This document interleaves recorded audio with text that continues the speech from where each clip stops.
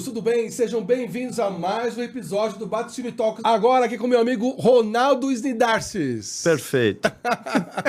Que é austríaco. Austro-húngaro. Você sabe que minha esposa é também da Áustria. Ai, que legal. É Ivanski. Que legal. País bonito. É um país bonito. Você é dos Neto. avós? Neto? Neto. Ah. Meu avô veio novinho e antes da Primeira Guerra Mundial. E você já visitou lá? Já. Trabalhei lá um tempinho. Trabalhou lá? É, um pouquinho. Pra que marca lá? Na época, representando a General Motors na Europa. Ah, que legal. Trabalhei 10 anos na Europa, 7 deles com a GM. Na verdade, assim, Ronaldo, eu fiquei impressionado porque você é um livro, né? Assim, uma enciclopédia, assim, com uma... Com a capa caindo já. Não. A experiência que você tem vamos lá, Coreia... São 26 anos fora do Brasil, né? 6 anos nas Américas, 10 anos na Europa e 10 anos de Ásia. 10 anos na Ásia? 3 anos na China, 3 anos em Singapura e 4 anos em Seul, na Coreia do Sul. Caramba. Dá para escolher algum país? Depende, muita gente me pergunta isso e eu acho que depende do momento de vida e depende do objetivo. Eu adorei viver na Europa quando eu era solteiro, Itália, Espanha, era sensacional na época que eu morei lá, mais jovem. Como família, Singapura e Seul, para mim, foram sensacionais. Tanto é que minha filha nasceu em Singapura e meu filho nasceu em Seul. Olha só. Então, para a família, são 2 lugares que eu recomendo muito. Nossa, eu fico imaginando a sua visão quando você olha as coisas assim. Porque a gente volta, né? A gente que viaja, não assim, que nem... Porque eu acho assim, turismo é uma coisa, agora morar é outra coisa, né? Uhum. Então você acaba tendo uma diversidade no pensamento incrível. Na verdade, meu pensamento é que pro executivo, executiva, você só muda de ambiente em termos de idioma. Quem vive mesmo a realidade são os teus companheiros, né? A família. Então, eles que estão expostos ali mais no dia a dia, com a sociedade, com a cultura. Do meu ponto de vista, né? Minha visão, o povo todo mundo é igual. Todo mundo é ser humano. O cara de finanças, ele tem um perfil financeiro, ele pode ser alemão, japonês, brasileiro, americano, ele tem aquele perfil financeiro. Sim. O cara de marketing, japonês, chinês, coreano, brasileiro, tem o perfil de marketing e assim por diante. São pessoas. Uma vez que você entende que pessoas são pessoas, você tenta respeitar a cultura dessas pessoas, que obviamente são diferentes, acho que fica mais fácil a integração. Que legal. Lógico, levou um tempo para aprender isso, mas no final aí eu já estava me acostumando bem mais fácil quando eu mudava de país. Você é praticamente um embaixador, né? Porque muda de país. Eu saí do Brasil bem jovem, né? 23 anos e fiquei 26 fora. Nossa, então vivi a maior parte da minha carreira profissional fora, né, do Brasil. E foi bem legal, que bastante diversidade, né? Então, vivi em países por 3 meses até o máximo 4 anos. Hoje, se for falar assim, você sabe em números quantos países você conhece? Profissionalmente, eu te diria que uns 48, 50. E turismo aí mais, né? Muito mais, né? Eu queria te dar um presente aqui do nosso patrocinador, da Le Cruzeiro. Alexandre, muito obrigado por você tomar uma aguinha com a gente. Obrigado, Alexandre. Fica à vontade para beber. Muito obrigado. E, Ronaldo, como que foi você trazer a Zeekr para o Brasil? A gente estava aqui conversando, você falou assim, Ricardo, você sabe a história da Zeekr? Eu não sei. Eu queria que você contasse para a gente. Aliás, abre o site aqui para a gente, André, por favor. Então, a Zeekr, ela faz parte do Geely Group, da Geely Corporation, que algumas pessoas não sabem. A Geely é a dona da Volvo, dona da Lotus, da Smart. Desculpa a ignorância, a Lotus o que é mesmo? Lotus, que o Senna dirigia. A Lotus. De Lotus mesmo? A Geely comprou a Lotus há muitos anos atrás. Ela é dona da Smart, ela é a maior investidora da Daimler. O grupo Geely é o 3º maior investidor da Aston Martin. Então, é um conglomerado muito forte, automotivo. que vem investindo em marcas premium de base europeia e tem uma potência muito forte na China com produtos chineses. Então, o que é a Zeekr? Não é novidade para ninguém, os chineses estão dominando a era da eletrificação automotiva, né? Então, tudo que é veículo elétrico, híbrido, eu acho que a gente tem que reconhecer que os chineses estão na frente. Esse ano que passou, estamos falando aí de aproximadamente 50% da produção chinesa foi de veículos eletrificados. Estamos falando de 15 milhões de veículos. A China, hoje, muita gente não sabe, é o maior mercado automotivo do mundo. Segundo lugar, Estados Unidos com 16 milhões, a China tem 30. Só para dar uma referência, o Brasil ele está brigando aí entre sexto e oitavo lugar. O ano passado terminamos com 2 milhões e meio. Caramba. Quando eu fui para a China, o Brasil vendia, isso em 97, o Brasil vendia em torno de 1.200.000 veículos, a China não chegava a 700. Poxa, que maluco. É impressionante. Então, voltando ao grupo Geely, o que eles fizeram? Eles se uniram o melhor da segurança, tecnologia da Volvo, com a performance, engenharia da Lotus e das outras marcas, e tiveram essa visão de criar uma marca premium totalmente eletrificada. Daí surgiu a Zeekr. Z-E-E-K-R. Olha que interessante. O ZE é uma marca que começa do zero e tem um infinito como oportunidade. O E do meio, E de eletrificação. E o KR vem do Krypton, um elemento da tabela periódica que em contato com a eletricidade se transforma em luz. Olha! Até o nome tem um charme, né? Tem um charme e um significado. É uma marca nova, nasceu em 2021. Primeiro produto 2022, o 001, que é o flagship da marca que nós trouxemos para o Brasil. Você pode entrar lá no modelos, André? 001 iniciando. Na sequência, o X, que é um SUV urbano menor. Até ficamos bem contentes. Eu gostei disso aí, viu? Ele ganhou o prêmio da Euro NCAP, né? Não sei se, para quem não conhece, você tem um instituto totalmente independente na Europa que avalia a segurança do automóvel, que é esse teste da Euro NCAP, que é considerado como o teste mais rigoroso de segurança automobilística do mundo. E o nosso Zeekr X foi eleito, no segmento dele, o veículo mais seguro do mundo. Caramba! Ganhou a premiação máxima. Quando você fala no veículo mais seguro no segmento. No segmento, o que quer dizer isso? Assim, em termos práticos. Vamos lá. Eu até convido o pessoal, depois, se quiser ver em detalhe, tem um filminho que mostra. Tem. O carro passa por todos os testes. Então, vamos lá. Crash, né? De choque. Tá. Então, você tem o choque dianteiro, traseiro, lateral. Todas as situações que você pode ter algum tipo de acidente. O carro, ele se deformar é totalmente normal. O importante, os ocupantes do veículo, no habitáculo, né, no cockpit, eles não sofrem nenhum impacto. Uau! Então, isso é importante. Esse é o diferencial. Outro diferencial, o ADAS do veículo. Então, o que é o ADAS? É o Advanced Driver Automatic System, algo assim. É o sistema tecnológico que protege o condutor. Então, vamos lá. Você está dirigindo e você não viu... Ah lá o vídeo. Alguém te... Ótimo. Aí, ó. Isso, acho que uma imagem fala mais que 1000 palavras. Mas essa foi uma pancada, hein?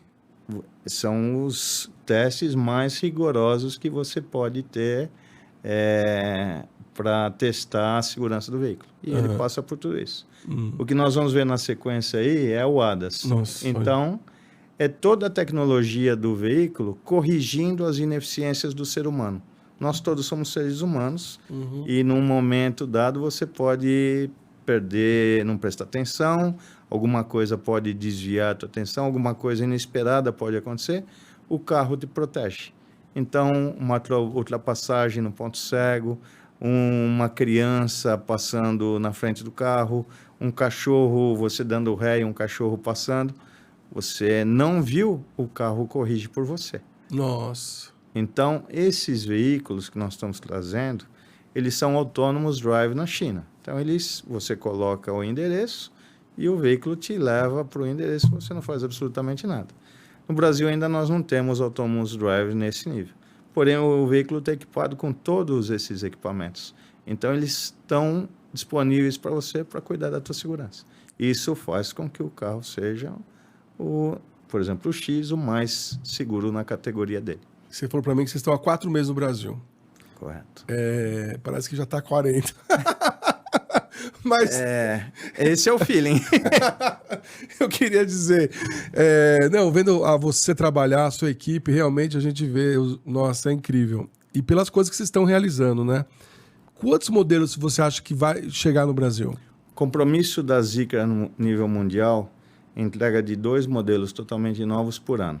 Então, 2 por ano? 2 por ano. Eles começaram em 22 na China, nós começamos apenas no ano passado. Então, nós temos aí um catch-up para fazer, né? Temos que acelerar a marcha. Então, nós já trouxemos o laranja, que passou ali agora há pouco, o 001, que é o flagship da marca.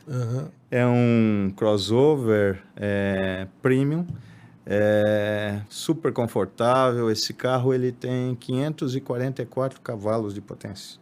Caramba! Então, não tem muito carro assim no Brasil. Ele vai de 0 a 100 em 3,8 segundos. Caramba, meu! É uma máquina, né? Um avião. E o X, né? O 001. E o X, que é um SUV urbano, ele também tem uma versão, apesar de ser menor, que esse que ganhou esse prêmio que eu estou te falando, né? Do veículo mais seguro na categoria. Ele tem uma versão de 2 motores que também faz de 0 a 100 em 3,8 segundos. Caramba. Com toda a tecnologia essa cor eu achei linda. O design dele, né? Todo mundo fala um veículo chinês. Sim, o design da Zeekr é o Stefan. Eu trabalhei com o Stefan no grupo Volkswagen.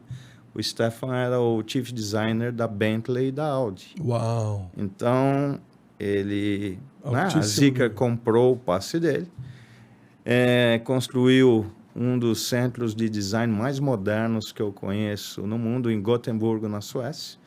Ele tem designers de 30 nacionalidades diferentes. É uma equipe totalmente devotada para a Zeekr. Por que isso? Por que é importante falar que são 30 nacionalidades diferentes? Porque cada uma dessas pessoas traz a sua cultura, o seu background para incorporar no veículo, porque a Zeekr tem a visão de ser uma marca premium global. Então, você olha aquele veículo, não é um veículo com características asiáticas, digamos assim. É um veículo global. Você ainda acha que tem esse preconceito? Tem. Tem? Tem sim. O Zeekr, eu estava te comentando antes, o Zeekr não é para o cliente que gosta de mostrar o chaveiro com a marca em cima da mesa. Ele é um veículo premium para quem faz uma compra racional. Quando você compara o nosso produto com os concorrentes, os demais produtos nessa faixa premium, e você faz a comparação do que o veículo entrega em termos de performance, design, tecnologia, e você vê o preço, é uma decisão lógica. Agora clara. eu tô curioso, deixa eu ver a sua chave. O Zeekr não tem chave, é um cartãozinho. É um cartão? Mas é Zeekr. Não. Ficou lá embaixo, com o motorista. Tá certo. Mas é um cartão, como se fosse um cartão de crédito. É um cartão de crédito? Você simplesmente aproxima, ou você pode ter o aplicativo no teu celular, você se aproxima do carro, com o aplicativo baixado, ele abre automaticamente. Então, bastante tecnologia incorporada. Puxa, sensacional. Ronaldo, como que é a sua experiência nessas grandes multinacionais que você passou durante esses anos, 26 anos morando fora do Brasil, você vai usar essas estratégias globais para o mercado brasileiro? Eu acho assim, errei muito no passado, né? Sempre, lógico, tentando acertar. E quando você vai passando o tempo, os anos vão passando, você procura acertar mais do que é. Então, eu vi muitas marcas, né? Eu trabalhei para 3 gigantes, né? Eu tive a felicidade de trabalhar para o A General Motors foi a minha escola quando a General Motors era número 1 do mundo, né? Não somente do setor automotivo, era o maior conglomerado do mundo. Muita gente não sabe. A GM, além de ser líder mundial de automóveis, ela era líder mundial de locomotivas, ela era dona da DirecTV, que fazia satélites, ela era dona da EDS, que era a maior concorrente da IBM. Então, era um monstro, né? E eu tive a oportunidade de aprender muito e tenho muito orgulho de ter participado daquela organização por 27 anos, né? Ela me ofereceu oportunidades únicas de conhecer o mundo e aprender muito. Trabalhei na Volkswagen, né? Grupo Volkswagen, então trabalhei na Alemanha 3 anos com a Volks e num trabalho sensacional. Eu era o head de New Business Development, então era o mapa mundi e vamos lá, vamos brincar de war, né? Aprendi muito com a cultura alemã, então Bugatti, Bentley, Audi, Porsche. Bom, você ficou no berço, né? Exatamente. Então, vi muito como a maneira europeia, né? Mais alemã, mas muito europeia de ver o negócio. E a última experiência foi com a Nissan, a Joint Venture Nissan-Renault, do lado da Nissan. Então, essa visão japonesa de como fazer negócio. São parecidos, né?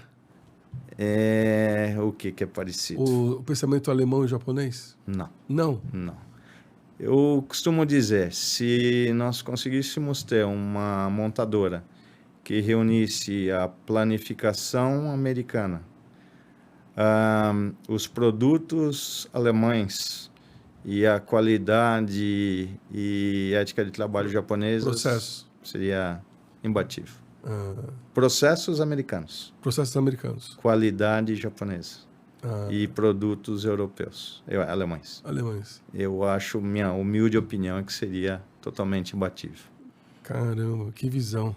Então, respondendo a tua pergunta, tentar pegar um pouquinho disso tudo e tentar encarar esse desafio de trazer uma marca totalmente nova, uma marca que foi criada em 2021 para o Brasil, com todos os desafios que todos nós temos, né, no dia a dia fazendo negócio no Brasil, mas posicionando esse produto sensacional no mercado premium brasileiro. Desafio.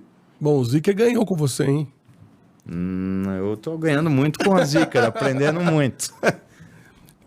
Que habilidades que você acredita que um líder deve desenvolver para se destacar hoje nesse mercado tão dinâmico e competitivo? Porque tá chegando mais chinesas aí. Eu fiquei sabendo, inclusive, recentemente, que acabou de chegar. Então, vai ser uma loucura isso aqui, né? Sim. Nós não estamos nessa briga, né? Então, o nosso negócio não é volume. Você não vai ver marketing, propaganda, né? Da Zeekr em TV aberta, futebol. Não é a nossa praia. Né? Então, o mercado brasileiro, eu te comentei, 2,5 milhões de veículos. Tem muita marca chinesa vindo para brigar por esse mercado e eu me arrisco a dizer que eles vão ser bem-sucedidos, porque eles estão vindo com vontade e eles têm tudo para ganhar, né? Nosso mercado é muito mais restrito, né? O mercado premium brasileiro está em torno de 60, 65 mil unidades. Então, uma briga muito forte, porque os concorrentes são muito capacitados. Estamos falando aí, sua grande maioria, marcas premium alemãs, né? Com uma reputação enorme, uma trajetória aí de décadas no Brasil, reconhecimento automático. Muita gente não sabe que a Volvo, né? Ela pertence a um conglomerado chinês. Muita gente não sabe que a Aston Martin pertence a Geely e o pessoal compra a marca, é aquilo que eu te comentei, né? O pessoal que gosta de colocar ainda o chaveiro do carro na mesa. A briga é grande. Que eu acho tão retrógrado isso, viu? Eu não julgo, eu acho que cada pessoa tem suas necessidades. Existem pessoas com diferentes necessidades. O cliente Zeekr não. Porque o luxo, o luxo mudou muito, né? Sim. A gente tinha esse momento blasé, daquela coisa inatingível, mas hoje está mais... As pessoas estão mais conscientes, né? Eu acho que o cliente Zeekr é esse cliente mais racional, mais consciente. O cliente que ainda compra um veículo, né, no nosso caso, para fazer uma autoafirmação, esse não é o nosso cliente. Tá. Então, ele sempre vai preferir a marca mais reconhecida, né, que traz um glamour maior. O nosso é aquele cliente que vai fazer a conta da tecnologia, de tudo que ele recebe pelo investimento que ele está fazendo. Sim. E na sua visão, quais são os maiores desafios para esse crescimento sustentável das empresas no Brasil?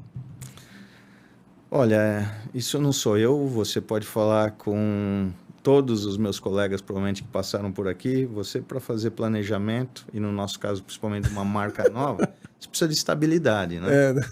Quando eu falo com meus amigos e colegas, né, pessoas que eu trabalhei aí durante todo esse tempo ao redor do mundo, as coisas que acontecem aqui no nosso país, nós temos mais mudanças no Brasil em um mês do que muitos países têm em 10 anos. É verdade, né? Então, isso, por um lado, faz com que o profissional brasileiro ele esteja muito mais apto para encarar desafios lá fora. É verdade. Porque nós somos, acho que todo brasileiro, ele, empresário, dirigente, executivo, ele tem um PhD em Crisis Management, né? Então, ele já está preparado automaticamente para crises, coisas que nossos colegas lá fora raramente vivenciam, né? Então, isso nos dá acho que uma flexibilidade que muita gente busca lá fora. Aqui, para a nossa marca, é um desafio gigante, né? Você faz todo um planejamento com o dólar a um patamar há um ano atrás e você acorda aí no último trimestre do ano com um panorama totalmente diferente. Então, você tem que se reinventar diariamente. Então, quando você me pergunta o segredo, eu não sei se eu sei qual é o segredo, a fórmula, eu acho que é estarmos totalmente atentos todos os dias e saber que todos os dias nós vamos ter que encarar novos desafios e tentar sermos melhores hoje do que fomos ontem e tentarmos sermos melhores amanhã do que estamos sendo hoje. Acho que é por aí. Sensacional. Ô, Ronaldo, você responde direto para a China. Sim. Como que é? Até uma curiosidade muito minha, assim, né? Mas se você não puder falar, você não fala. Você explicar para o chinês como funciona o brasileiro. Ou ele já entende, já? Não. Ou já sabe? Eu diria, não é só para o chinês, né? Eu tenho uma passagem, se você me permite, claro. Acho que é bem legal. Eu fui responsável pelas operações da General Motors na Venezuela, na época pico do Hugo Chávez. E uma demanda extraordinária, nós não conseguimos quase atender a demanda, né, com produção local, tínhamos 2 fábricas, importação de unidades, e eu lembro uma vez no board da América Latina, chegou minha vez de apresentar os resultados do mês e eu tive que explicar para os meus colegas e para o meu chefe na época, que era o CEO da GM, que nós não tínhamos atingido o nosso target por causa das vacas do Hugo Chávez. Como assim? Bom, isso vocês podem pesquisar, hein? Estava faltando carne na Venezuela. Ele ordenou a compra de um navio repleto de carne bovina viva, né? Então, trouxe as vacas, os bois, todos no navio. O Porto Cabello era o principal porto da Venezuela para acesso de containers. Passou um avião que estava aterrissando em Porto Cabello. As vacas todas foram para um lado do barco, o barco virou. O porto ficou interditado por 2 semanas. Nossa! Totalmente interditado, o principal porto da Venezuela. Eu não consegui descarregar um container, nem nenhum veículo, e eu não atingi o nosso target de vendas, mesmo tendo uma demanda extraordinária. Olha só. Como você explica isso para qualquer nacionalidade? Não existe, né? Então, a América Latina tem essas nuances, né? E o Brasil, com tudo que a gente vive aqui, mudanças de legislação, mudanças de lei, mudanças de rumo econômico, imposto, é difícil para outras culturas que são muito mais estáveis entenderem tudo o que você quer para fazer negócio no Brasil.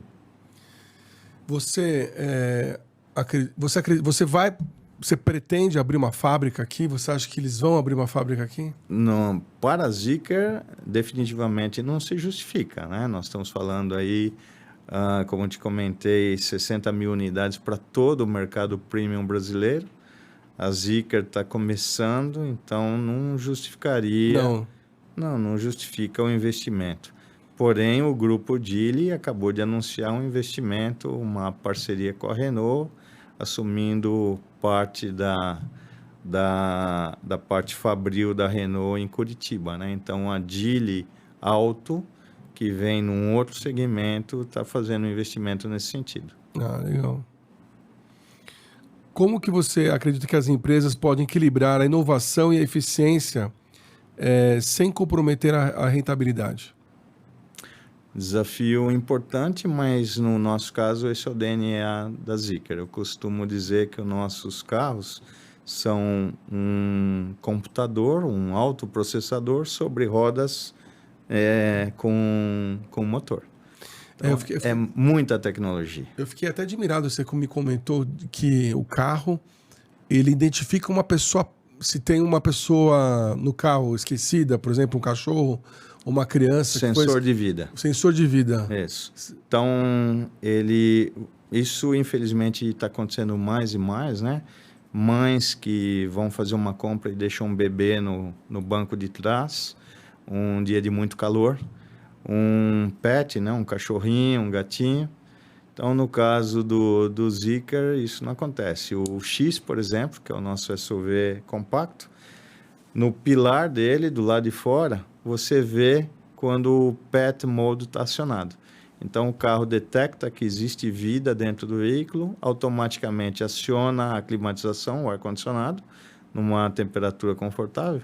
E do lado de fora, no pilar do carro, ele indica que o cachorrinho pulando lá, que o Pet Mode está acionado. Então, se alguém passa e vê o cachorrinho lá dentro, não precisa se preocupar, porque o Zeekr está cuidando dele. Está cuidando dele. Gente... É muita tecnologia. É muita tecnologia, nossa. O nosso carro, por exemplo, você tem centenas de comandos de voz, é como se fosse uma Alexa no teu carro. E o único no Brasil em que você tem um comando duplo. O que quer dizer isso, Ronaldo? Zeekr, suba o vidro e liga o ar-condicionado. Ele sobe o teu vidro, só o seu, e ele direciona o ar só para você. Nossa. É muita tecnologia. É muito conforto, Podemos ficar aqui falando horas sobre a tecnologia embarcada do carro. Vamos falar um pouquinho de inovação e tendências. Bom, estou falando com o mestre aqui do automobilismo, mas quais as tendências que você acredita no setor automotivo de mobilidade, né, que você acredita que vai ter um impacto maior nos próximos 5 anos no Brasil? O Brasil, nós dependemos muito da política que vai prevalecer. Mas eu vou te dar a minha visão do mundo. Então, muita gente dizendo que a eletrificação não veio para ficar. Sério? Muita gente dizendo que a eletrificação não veio para ficar. E eu faço a seguinte analogia. E aí os problemas, né? Vários, diversos. Muita gente dizendo que o abastecimento ainda é um problema, né? A recarga. No Brasil, sim. Dependendo da região que você estiver, é um problema. Você não tem estações de alta velocidade no país todo. Porém, eu saí daqui de São Paulo. Nós fomos fazer a inauguração da nossa nova Casa Zeekr na Barra da Tijuca. Saímos daqui com um X exatamente para fazer esse teste. Saímos daqui, paramos para tomar um café próximo de Aparecida, 15 minutos, recarregamos. Você hoje, no própria tela do Zeekr, você identifica os pontos de recarga disponíveis no trajeto e ele te direciona. Então, você não tem que se preocupar se tem, se não tem, se está ocupado ou não. O Zeekr te informa isso. Você chega, 10 minutos, recarrega, chegamos no Rio com aproximadamente... Então, você fez uma recarga? Nem completa. 10, 15 minutos de recarga, você coloca aproximadamente 120 quilômetros adicionais de autonomia. Chegamos no Rio com aproximadamente 140 quilômetros de autonomia restantes. é uma parada para um café. No interior... Autonomia bastante, hein? Sim, em torno de 400 quilômetros. O Inmetro indica em torno de 320, mas o Inmetro é bem conservador. Então, na prática, o X, que é o compacto, ele te entrega 400 quilômetros tranquilamente. Se você falar, Ronaldo, no interior do Mato Grosso, vou ter essa facilidade? Talvez não. Talvez nós ainda não estejamos preparados. Mas para os grandes centros urbanos, que é onde a grande maioria dos veículos premium são vendidos, isso não é mais problema. Você pode ter eu tenho um carregador, eu moro num edifício, eu tenho um carregador na minha vaga. Você vai num supermercado, num shopping center, você estaciona e você tem o carregamento, às vezes até de maneira gratuita. Sim. Então, esse estigma da infraestrutura vai caindo. Minha visão, a analogia que eu faço. Quando o Henry Ford colocou a primeira linha de produção para veículos, muita gente torcia o nariz e falava, bom, mas não tem posto de gasolina em teu lugar, eu prefiro a grama para o cavalo. E olha onde nós chegamos. Olha só. Eu vejo a eletrificação nesse sentido. A energia limpa, renovável, a grande preocupação das baterias. Mas o que vai acontecer com as baterias? Verdade.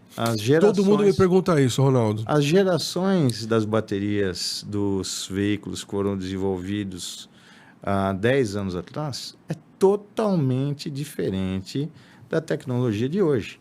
Você tem baterias que são renováveis por módulo. Então, um módulo queimou, você não retira toda aquela bateria e joga fora. Você retira aquele módulo, o custo de reparação é infinitamente inferior e a vida desses veículos provavelmente vai ser até mais longa do que veículos a combustão. Sim. E você, não sei se muita gente que não é do setor talvez desconheça, um veículo hoje elétrico, dependendo, o Zeekr faz isso, ele pode abastecer a tua casa de energia. Ele ilumina a tua casa se você quiser. Ele faz o caminho reverso. A bateria, ao invés de retirar energia da rede elétrica, ela pode fornecer energia para iluminar uma casa, para carregar um carrinho de golfe ou coisas assim. Tecnologia. E, obviamente, como o celular. Você lembra dos primeiros celulares? Claro. O tamanho, o peso, o tempo de recarga? Sim. É uma evolução natural. Então, o preço residual do veículo elétrico está despencando. Sim, porque os primeiros veículos elétricos que chegaram ao Brasil, eles tinham autonomia de 120 km. Hoje eu estou te falando de um caso de um SUV compacto urbano que você faz 400 km tranquilamente. Tem muito veículo a combustão que não faz isso. Que você tem que parar porque o tanque de gasolina é menor, por peso, por eficiência, você tem que parar para fazer os mesmos 400 quilômetros. Certo? Certo. Então, na minha visão, tendência, eletrificação não tem volta.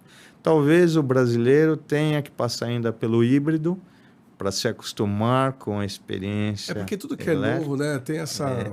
Você tem os early adopters, né? Então, o pessoal que tecnologia, adora, já pula.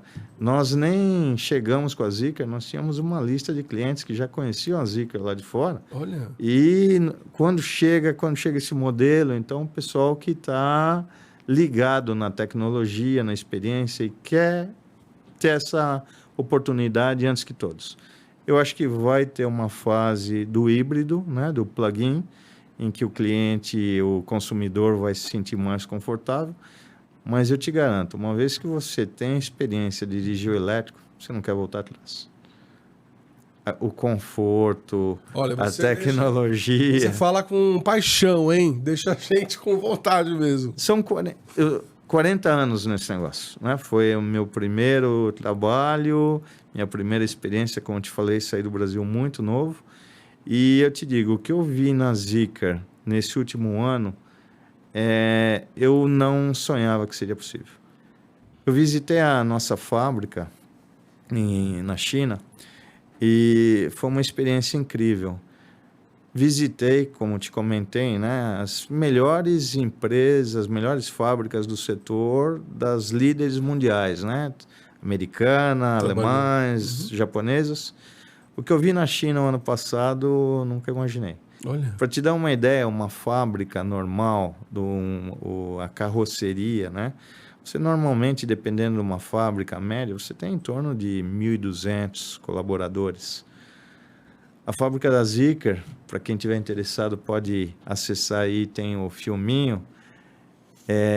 Nós fizemos com um drone, ela sobrevoando, todo mundo fala, não, mas isso foi um sábado, um domingo. Não, um dia normal de produção. O que mais impressionou, você não vê gente. Tudo automatizado. Os carrinhos carregando os painéis, os robôs retirando os painéis dos carrinhos, colocando 72 colaboradores. Caramba!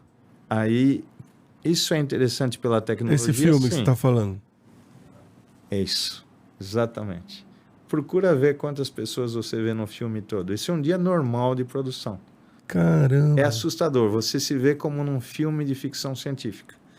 Então, é interessante pela tecnologia, sim, mas o que é mais importante?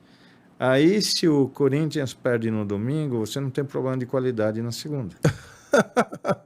Tô te dando um fato real, tá? Não, desculpa dar risada. Não, mas é verdade. É verdade. É verdade. Você pode falar com as montadoras aqui do ABC Paulista, o Corinthians perdia no domingo, tinha problema de qualidade na segunda. O robô não tem problema de qualidade, o robô não cansa, não fica doente. Nossa, você falou uma coisa assim que pegou na veia, né, meu? Nossa. Gente. Gente. Pegou na né? veia. Então, ainda bem que eu sou palmeirense. Olha aí, ninguém é perfeito. Você é corintiano? Bastante. Ah, é? Meu pai era muito corintiano. Meu pai, ele também fazia aquele desafio ao galo, sabe? Uhum. Lá em São Bernardo, Sim. Do Aliança. Sim. Ele que foi um dos fundadores. Eu e apoiava. Eu estava lá em Tóquio, fui para Bomboneira. É mesmo? Sim. Nossa. Gosto. É mesmo corintiano. Então, tendência, eu acho que isso que a gente está vendo na Zeekr vai ser o futuro. Você cada vez mais vai depender de tecnologia, inovação, e com isso você tem qualidade. Os gaps, né, a distância, nós que somos da indústria notamos muito isso, as distâncias entre painéis do veículo. O leigo geralmente ele não nota, mas isso é qualidade. Com o robô, você garante aqueles milímetros, micromilímetros de precisão o tempo todo. Com o ser humano é impossível. Nossa. Então isso te evita corrosão, ruído, te melhora a segurança, te melhora a performance. Então tudo isso aí está vindo e os chineses estão fazendo um trabalho impressionante nesse sentido. Nossa, Ronaldo, sensacional. E é interessante que você conta em detalhes, né? Fala um pouquinho sobre liderança e cultura organizacional. Qual foi o maior... Eu estou fazendo perguntas mais globais para você, dado Perfeito. Eu acho que você é nesses 78 pessoas que eu já conversei, é a primeira que ficou tanto tempo fora do país como executivo, né? Uhum. Como foi o maior aprendizado na sua trajetória como líder e o que está impactando hoje nas suas decisões? Bom, ótima pergunta. Eu vivi situações bastante desafiadoras, né? Te comentei o caso da General Motors na Venezuela, né? Quando eu era o líder das operações lá, foi aquela época em que o Chávez expulsou o embaixador americano, foi para a ONU e fez o sinal do Pai Nosso ali depois que o Bush tinha dado a declaração.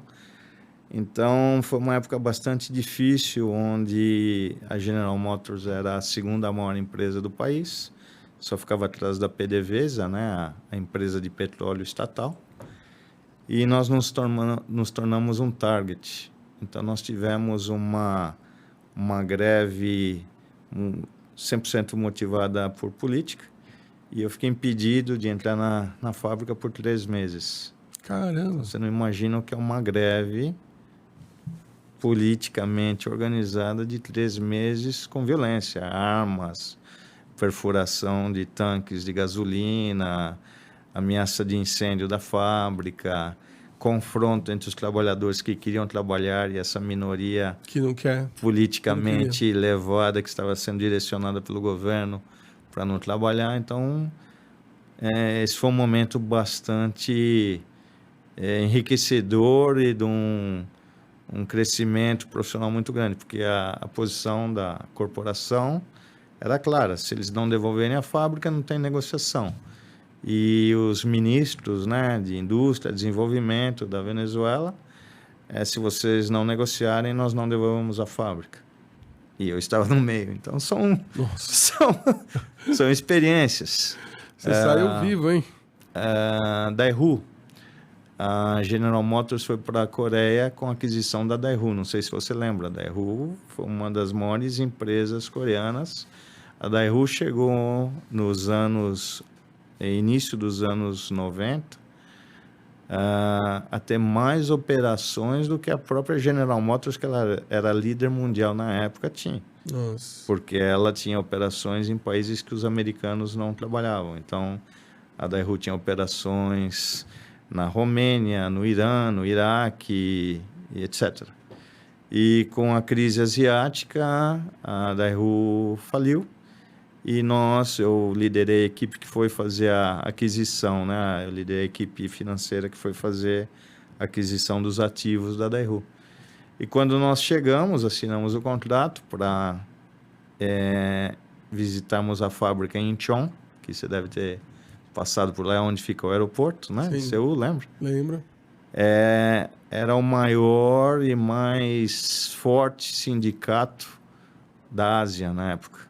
Então, nós achamos aqui que os nossos sindicatos são fortes.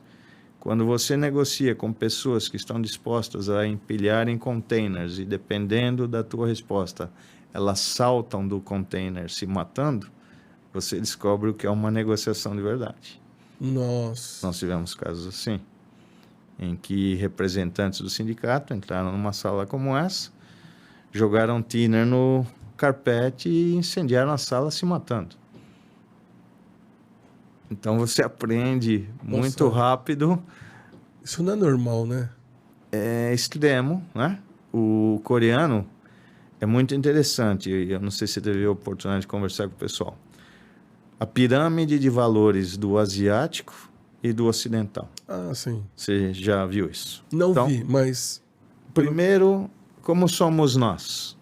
Primeiro eu, depois minha família, depois... varia de pessoa para pessoa. Empresa, Estado. Estado, empresa. Certo? Essa é a nossa pirâmide. A do coreano, do japonês, com certeza, é totalmente invertida. O Estado. Estado, empresa, família e, por último, eu. Quando os asiáticos te dão o cartão de visita deles, sim, aquela cerimônia com as duas mãos, olhando nos teus olhos... Sim. Quando eles recebem o seu nome e o seu cargo. Isso é o que eles estão te passando, o que eles representam na sociedade. Por isso que é uma coisa, né, o ocidental joga o cartão na mesa. É uma ofensa enorme para o asiático, porque ele está te passando ali o posicionamento dele na sociedade. Então, quando você vai negociar com culturas assim, se você não entende esse background, você sofre bastante. Então, você me perguntou minhas experiências. Eu acho que essas foram as duas mais marcantes. O que isso me ajuda hoje? Eu acho que flexibilidade, sempre trabalhar genuinamente no tentar trabalhar no ganhar, né? O que é bom só para mim não vai ser bom long term, né? Então, tem que ser muito bom para você, bom para mim, e aí nós temos um futuro sustentável. Nossa, sensacional. O senhor já pensou em dar aula? Não? Não está dando tempo, Ricardo. Não, mas não, a gente precisa marcar uma palestra. Você vai ter que dar uma palestra. Falando sério, não estou puxando o saco, não. Não. Que conselho que o senhor daria hoje para os jovens... Não me chama de senhor. Tá bom, Ronaldo, desculpa, é a mania. Que conselho que você daria hoje para os jovens profissionais que estão querendo construir uma carreira executiva? O que eu tenho notado talvez eu esteja equivocado, a minha percepção. As gerações mais novas, eles estão assim muito ansiosos para darem os passos muito largos, muito rápido. Uhum. Então, eu acredito muito que tudo que sobe muito rápido, sem consistência, cai muito rápido. Eu acredito que para você ter uma carreira sólida, bem embasada, não tem como você substituir a experiência. Você tem que ir degrau a degrau. Você tem que ter o seu norte, claro, ambicioso. Eu era muito, né? E ainda sou. E está disposto a trabalhar bastante, investir muito tempo procurando fazer o que você faz da melhor maneira possível. Se você fizer isso eu adoro uma palavrinha, consistência. Se você fizer isso consistentemente, os resultados acontecem. Eu não acredito em plantar limões e colher melancias. Você planta limões, você vai colher limões. Uhum. Né? Sensacional. É a lei da causa e efeito. Exato. Né? O que você planta, você colhe. Sim, sem dúvida. Eu acredito muito nessa lei de causa e efeito. Muito. Como que o senhor vê a sustentabilidade como um diferencial nesse mercado competitivo, né? Qual o fator essencial para a sobrevivência dessas empresas para o futuro? É um tema interessante. No Brasil, tem muita gente que ainda acha que sustentabilidade é a modinha do momento, né? O ESG virou uma moda, né? Eu acho que... Porque ninguém consegue chegar... De novo, né? Eu não acredito em radicalismo. Então, quando eu acho que você tenta forçar demais uma situação com cotas, com targets, e você radicaliza, eu acho que você perde a razão. Eu acho que nós temos que reconhecer que os recursos materiais são finitos, que nós temos esse planeta maravilhoso que nos abriga, e é nossa obrigação cuidar para que ele esteja aí maravilhoso como ele é. E o Brasil é sensacional nesse aspecto, né? Eu viajo muito, você também. E cada vez que eu saio no Brasil, que eu tenho uma chance, eu me surpreendo como ele é maravilhoso. Então, nós temos que resguardar isso aí para gerações futuras, né? Agora no Carnaval, a gente conseguiu parar. E dá muita dó, né? Nós temos, assim, lugares aqui na costa de São Paulo, aqui no litoral norte de São Paulo, ilhas aí, que em outros países seriam focos de turismo sensacionais, com preservação. E aqui, infelizmente, ainda você vê pessoas tirando estrelas do mar, do fundo do mar, só para mostrar e tirar uma foto e jogar fora. Você vê pessoas pisando em corais sem nenhum respeito. A gente tem que cuidar, porque se não cuidarmos, vai embora. A tecnologia e a inovação nos ajuda a isso. Hoje, existem maneiras de você gerar energia de uma maneira sustentável. Então, por que não fazê-lo? Por que não cuidar do futuro dos meus filhos, dos meus netos, dos meus bisnetos? Para que eles tenham a oportunidade de ver esse planeta maravilhoso que a gente tem. É nossa obrigação. Eu acho que todo líder, atuando hoje, independente da área, tem que dar a sua contribuição. Bom, eu gero lixo, então vamos segregar o lixo. Eu morei na Suíça em 1992. Em 92, na Suíça, já existia segregação de lixo. O lixo que nós entendemos por lixo era limpo, porque não sobrava nada para colocar no lixo. Existia o lixo orgânico, latas, vidros, papel, etc. Em 92. Nossa. Por que o suíço fazia isso? Porque o suíço é muito mais disciplinado que o brasileiro? Não, porque se ele não fizesse, ele recebia uma multa gigante. E a multa era dada, então não existia impunidade. Você tem a regra, você cumpre. Se você não cumprir, você vai ser punido. Então, todo mundo cumpria. Eu acho que o que falta para a gente agora, nós como líderes, fazemos tudo dentro da nossa capacidade para protegermos o país, e as autoridades realmente aplicarem a lei. Não é criar novas leis. Acho que o Brasil é um dos países que tem mais leis no mundo do que eu conheço. Né? A complexidade tributária brasileira é a maior que eu já vi. Acho que tem um país só similar, se eu não me engano. Mas é aplicar a lei, né? Fazer com que as pessoas realmente tenham ciência de que as nossas ações, elas geram consequências. De novo, causa e efeito. Sensacional. Eu ainda continuo dizendo que você precisa dar aula. Deixa eu falar uma coisa, Ronaldo. Tem alguma coisa da Zikr que eu deixei de perguntar que você gostaria de enaltecer? Uma preocupação muito grande, eu sei que isso se aplica mais a veículos de larga escala, de volume, né? Mas eu fiz um compromisso com a minha equipe, com a nossa rede de parceiros de casas Zikr no Brasil, que a gente conhece por concessionário, e com os nossos clientes, que nós não entregaríamos um Zikr sequer se nós não tivéssemos todas as peças de reposição e todos os técnicos treinados. Uau! E a gente cumpriu... Só usar isso no marketing. A gente cumpriu a nossa promessa. Sensacional. Então, nós temos o nosso armazém em Santa Catarina totalmente abastecido. Os técnicos, a rede, estão todos treinados. E só que eles estão com um probleminha. Como o carro não quebra, eles estão sem o que fazer. Sensacional. Fato, né? Fato. Não, 2 pontos super mega positivos, né?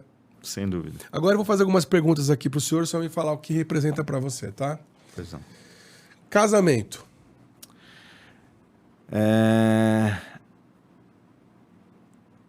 Desafio. Você casou quantas vezes já? Uma. Filhos. Tudo. O que você está achando da sociedade atual? Mimimi. Um lugar. Olha, essa pergunta, essa eu quero ouvir. Casa. Sua casa. Minha casa. Meu país, minha casa. Uma paixão. Futebol. Corinthians. Um desprezo. Algo que te cria um asco assim que você vira as costas. Falsidade. Boa. O que você não faria de novo? Uau. Que eu não faria de novo.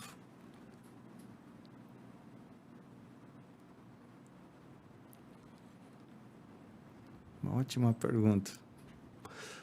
Deixa eu pensar. Vamos lá, pula para a próxima, que essa é o... Hoje você está com quantos anos? 60. É jovem, né? O que você diria ao Ronaldo se encontrasse ele aos 30 anos de idade? Siga em frente, não vai ser fácil, mas vai valer a pena. Muito bom. O que eu não faria de novo, eu acho que, como eu te falei, né, eu procuro hoje evitar radicalismos. Eu acho que eu não... eu acho que eu investiria mais tempo com os meus filhos quando eles eram pequenos. Eu praticamente não os vi, né? Essa vida de viagens, né? Um dia na Coreia, outro dia em Detroit, Frankfurt, e as crianças foram crescendo e muitas vezes eu não os vi. Eu tentei compensar isso quando eu fui para a Alemanha. O meu compromisso com a Volks foi, ok, eu vou, mas todo final de semana eu vou para casa ver meus filhos. Eles acharam que eu estava louco, que eu estava brincando, que ia durar um mês. Foram 3 anos, todo final de semana, da Alemanha para São Paulo para ver as crianças. Então, caramba, então você cumpriu. Depois de eu ter perdido uma grande parte de ver a minha filha jogando futebol na Coreia, que eu nunca pude ver, do meu filho ser elogiado pelo Rivelino como um bom jogador de futebol. Olha. Coisas que eu perdi que não voltam. Então, isso eu não faria igual. Eu tentaria equilibrar mais. Ronaldo, foi um prazer te receber aqui, uma honra. Prazer mesmo. Que a Zeekr e você prosperem cada vez mais. Muitíssimo obrigado. Obrigado mesmo, valeu. E eu queria te dar mais um presente aqui. Opa! Que é da VCAT, que tem um kit aqui churrasco para você. Que legal. Feito com equipamentos de barco. Muito obrigado para a VCAT. E para você. Valeu. Obrigado, gente. Até a próxima. Valeu. Obrigado.